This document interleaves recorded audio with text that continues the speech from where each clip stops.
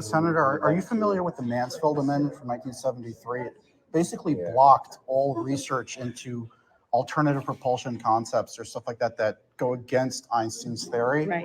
And I mean, we started our own lab researching this stuff. You can find our YouTube channel where we show all our experiments and stuff. Great. And there's no government funding coming for this stuff. It's all privately funded. There's some good drone technologies that are emerging that are very interesting. We're talking about stuff that don't eject anything. We're talking about warp drive, dynamic nuclear orientation to make matter weightless. Thank you again. Thank you for bringing your research. We're so grateful. Thank you so much for taking the time. Enjoy it. I'm going to enjoy it. Thank you. And thank you for giving Dr. Kirkpatrick a copy.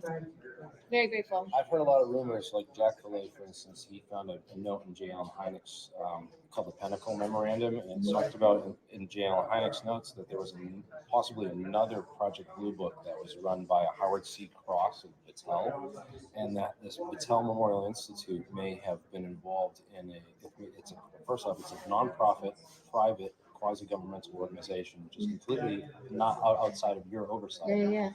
And its existence since the 1930s. There's rumors of scientists who worked there that said that they were given metals that they believed came from off-world. Interesting. And I think that if they're hiding this anywhere, it would be in a quasi-governmental organization like this, which is outside of. That would make sense because it doesn't have government oversight. They currently manage all of our. Senator, you should take this very seriously. This is a once in a civilization occurrence that's happening. Committed. Yes, and we appreciate that. Yeah. Have you heard of the Blue Room? Not yet.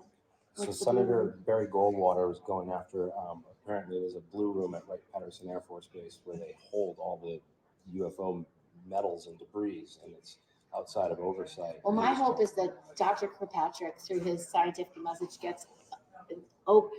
basically gets to the bottom of these things so that I can get to it, because I don't have access to any of it. So we're trying to build one in Hawthorne, New Jersey. That's what we're trying to do. We're trying to subvert that whole disclosure process and say, well, if we have technology, we don't need to wait for the government to admit to something. Well, that's what's interesting. And that's why I asked the last question about the scientific community and the academic community, because the scientific and academic communities can be so advanced on these issues. Oh, we are. Because you have brilliant minds, you've got the resources from big companies.